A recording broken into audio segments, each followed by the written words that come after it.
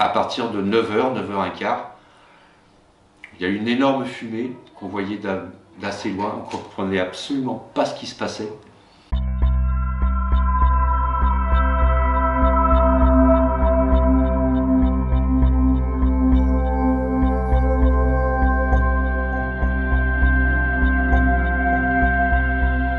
Vous étiez à New York lors des attentats du 11 septembre du World Trade Center. Ah ben, un peu que j'y étais. Oui. Puis le mardi 11 septembre, je me souviens, temps magnifique, ciel bleu, bonne température, et à partir de 9h, 9h15, il y a eu une énorme fumée qu'on voyait d'assez loin, on ne comprenait absolument pas ce qui se passait, et les informations nous arrivaient à compte-gouttes.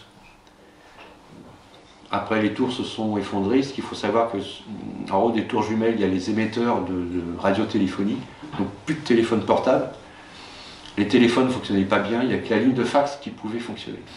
Et il y a ce qu'on appelle les doorman, donc ce sont les concierges des immeubles, qui écoutaient à la radio ce qui se passait, etc. Et au début, c'était, bah voilà, c'est encore un richissime new-yorkais qui a dû passer son permis d'aviation civile je ne sais où et qui a foncé dans une tour. En fait, les informations n'avaient pas véritablement de véritables informations. Et à partir de là, dès qu'on a eu la véritable information, bah, ça a été un peu la panique. Donc, on a appelé tous les parents d'élèves pour qu'ils puissent venir chercher leur enfant un par un.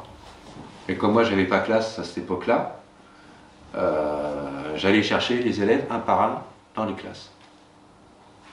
Et on ne disait rien aux autres.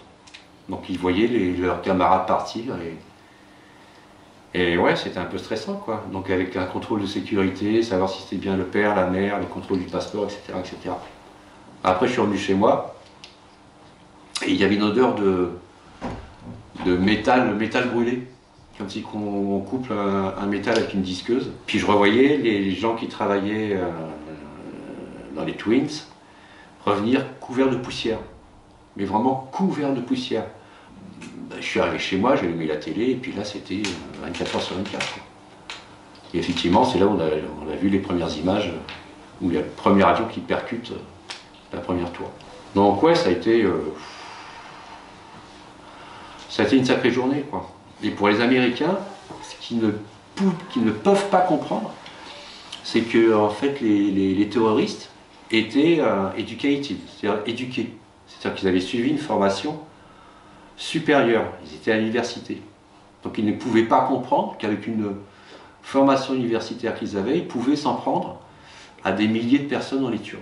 Ça c'est quelque chose qui n'est pas du tout passé. Qu'est-ce qui a changé à New York après? Tout. Tout. Ce qu'il faut savoir, c'est que la principale activité des New-Yorkais, c'est travail, travail, travail, travail, travail, travail, travail. Les attentats du 11 septembre leur ont fait prendre conscience que, ah ben oui, mais s'il y a un autre attentat et que je meurs, ben j'aurais pas connu une vie de couple, par exemple. J'aurais pas connu être amoureux. À partir du 11 septembre, il y a 4 choses qui ont explosé, qui sont énormément développées. Les sites de rencontres, les magasins d'alcool, les ventes d'armes et les clubs de self-défense, type karaté, judo, etc. Et ça a changé du tout au tout. Il y a vraiment eu une bascule complète.